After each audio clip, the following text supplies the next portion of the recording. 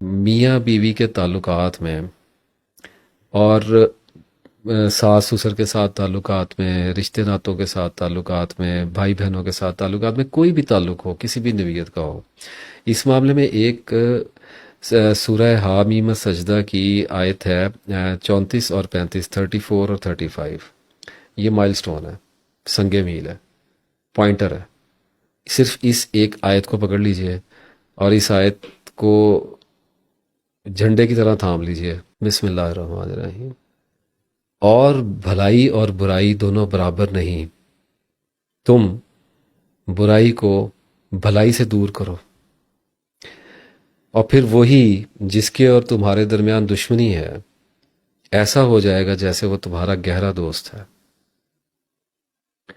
اور آگے فرمایا اللہ تعالیٰ نے، اور یہ بات انہی کو عطا ہوتی ہے جو صبر سے کام لیتے ہیں، اور یہ صرف اسی کو ملتی ہے جو بڑے نصیب والا ہے۔ اب نصیب والے سے مراد یہاں پر بڑی ہمت والا ہے۔ صاف بات ہے جس کے نصیب میں ایسی کرامت ہوگی جو اس آیت میں بیان کی ہے اللہ تعالیٰ نے، وہ بلند ہمت والا ہوگا اور بہترین صبر کرنے والا ہوگا تو اس کو عطا ہوگی۔ یہی سارا ہمارا موضوع تھا ابھی جو جتنی بھی ہم نے سیریز کی ہے۔ اور اگر گھر کے حالات ٹھیک نہیں ہوتے، اگر بچوں کے ساتھ اور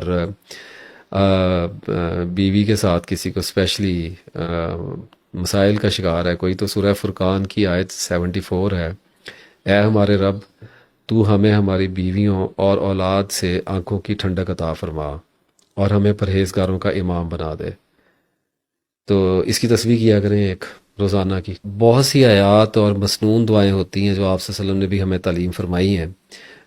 جو بھی میرا موضوع ہوتا ہے یا جو بھی آپ کے گھر میں مسئلہ چل رہا ہوتا ہے کسی بھی طرح کا، آپ کے ذہن میں مسئلہ چل رہا ہوتا ہے، خلجان ہو سکتا ہے، دباؤ ہو سکتا ہے، معاشی پریشانی ہو سکتی ہے، جسمانی بیماری ہو سکتی ہے، رشتے ناتوں میں تناؤ ہو سکتا ہے، ہسبینڈ وائف کی لڑائی ہو سکتی ہے، بچوں کے ساتھ کانفلکٹ ہو سکتا ہے، کچھ بھی ہو سکتا ہے، اس کے حوالے سے آیات تلاش کیا کریں قرآن پاک میں۔ اب تو وہ اسلام 360 ایپ ہے، اس میں مل جاتی ہیں، آپ کوئی بھی لفظ اگر ڈالیں گے تو اس سے ملتی جلتی آیات وہ نکال دے گا، اس میں سے 2-3 آیتوں کی تسبیحات بنا لیا کریں، اور پھر مسنون دعائیں سرچ کیا کریں اس معاملے سے ملتی جلتی۔ تو اللہ تعالیٰ کے رسول صلی اللہ علیہ وسلم نے جو وہ دعائیں ہمیں تعلیم فرمائی ہیں ان کو پڑھا کریں، صبح 7 بار، شام 7 بار پڑھ لیا کریں۔ تو دعاؤں کے ساتھ، تسبیح کے ساتھ، نماز کے ساتھ، صبر کے ساتھ اور اچھے کردار کے ساتھ اللہ تعالیٰ سے مدد لیں۔ اللہ تعالیٰ آپ کی مدد کو ضرور آئے گا انشاءاللہ۔ آج اگر آپ دباؤ میں ہیں تو کل اللہ تعالیٰ آپ کو کشائش بخشے گا۔ آمین۔